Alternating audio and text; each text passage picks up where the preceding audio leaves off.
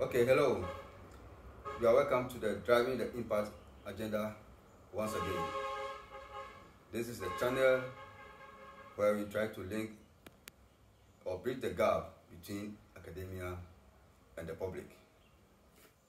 But for today, what I'll be speaking on will still be a bit of academic because I'm focusing on PhD or Doctor of Philosophy. How to write a trending PhD thesis. That's how I titled it. The PhD is a lonely journey and can be very frustrating, but at the same time can be self-fulfilling. I completed my PhD in the year 2007, and my thesis has been trending even up to date, to the extent that over 17 years now, it is still relevant and has been cited over 250 times and still counting. And so I thought it would be useful to share this experience in terms of how I wrote my PhD thesis for it to be relevant even in contemporary times, as it's still being cited 17 years after. And so for prospective applicants or students who want to pursue a PhD, where you are confronted to write a research proposal and also have a very interesting topic, I think this will be very useful for you for this occasion. So what are the issues? Number one, let's start with the topic. Of course, the topic must be trending. That is, it must focus on contemporary issues or very current issues, and it should be original. Original in the sense that don't attempt to paraphrase any other topic already in the system. As soon as you do that, then it limits the originality of what you want to do. So the topic key, it should be relevant and original. Don't try to paraphrase an existing topic or what somebody has already done by way of the title. Let us also look at context. Very important. Of course, your work is always going to have a local content in terms of where your data will be collected and addressed. But then, you must always make sure you have a global reach, or there's a global dimension of your work. Don't attempt to just restrict yourself to the local issues. So local, but must be global, sorry. It has to be global, sorry about that. That is about the context. What about methodology? I look at it from two areas,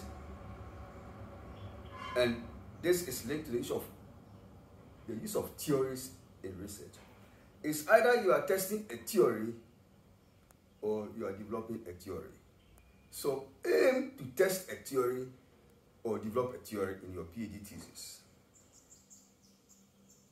And that reminds me of some arguments I've read in other literature which suggests that research without theory perhaps is no research, or how to achieve rigor in using theory in research. So aim to test a theory or develop a theory as part of the methodology. When it comes to the use of tools, you must aim to develop or use new tools and don't rely on overused tools. So when some statistical tools, analytical tools have been used over the years, don't try to repeat them in your PhD thesis. You must try to expand your scope and introduce new methodology in your work. And that can be very interesting. What about publishing? Well, in my experience, it will be good if you're able to publish some of your works before you complete your PhD thesis, because you'll be marveled by the feedback that you get from publishing and how that can enrich the content of your PhD thesis. And I benefited from that. Published in some high-ranking journals before I completed my thesis. And the comments that came really enriched my PhD thesis. And perhaps it could be one of the contributing factors. That is why the thesis is still trending and is being cited even after 17 years. So if you don't want to fall in the situation where your PhD thesis will be read by only you, your supervisor, and the examiners.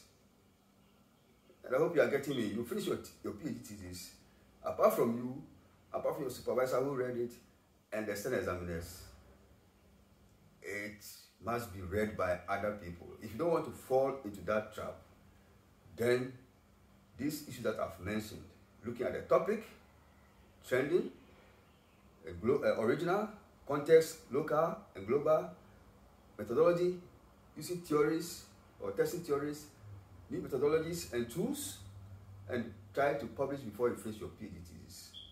I think, of course, with some element of due diligence, if you're able to go through this, then the chances are, and I say the chances are, maybe your PhD thesis will also be trending several years after you have finished your PhD thesis or your PhD studies. And don't forget that you must always have a very good relationship with your supervisors throughout that difficult journey and lonely, frustrating journey of writing a PhD thesis. Thank you very much.